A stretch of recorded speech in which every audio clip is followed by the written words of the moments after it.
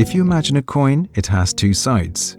When it comes to effective CSO engagement and development, one side of the coin is that donors and governments have a responsibility to provide enabling environments for CSOs to work and thrive in. CSO's own development effectiveness is the other side of that same coin. CSOs have a responsibility to be effective at what they do and to be accountable and transparent in the process. The task team has therefore developed 5 stepping stones for CSO development effectiveness. These stepping stones focus on what CSOs can do themselves to contribute to effective cooperation between all development partners. The first stepping stone is CSO Self-Regulation.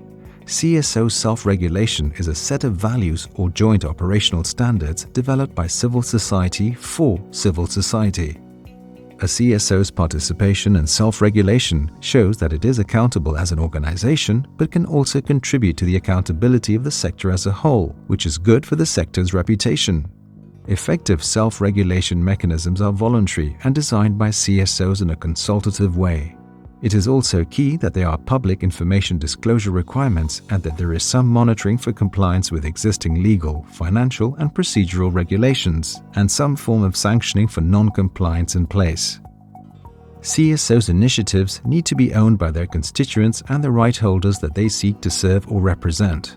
This concept is known as ownership, which is the second stepping stone to CSO development effectiveness.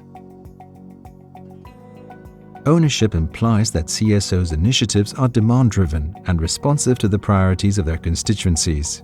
CSO ownership is established as a basis for work when an organization's activities are guided by the needs, priorities, and aspirations of the people they serve at the center. The third stepping stone for CSO effectiveness is monitoring and evaluation of results. This is critical because CSOs need to be able to demonstrate that their initiatives are leading to the changes sought. These can be changes in knowledge, behavior, attitudes, practice, or policy. In addition, monitoring processes should not be done just for the sake of submitting a report to a donor, but for organizational learning and to inform decision-making. Results need to be communicated to all stakeholders, as achievement of results is central to an organization's legitimacy. Stepping stone number 4 is CSO transparency and accountability. CSOs need to be clear on the multiple accountability relationships they face. It is important to invest in each and every one of them, which may require different methods. For example, accountability to government requires meeting national regulatory requirements, including annual reporting on programs and financial flows, while accountability to donors requires meeting specific donor rules and regulations. The final stepping stone to CSO development effectiveness is coordination and information sharing. CSOs are called upon to share information and coordinate among themselves and with government.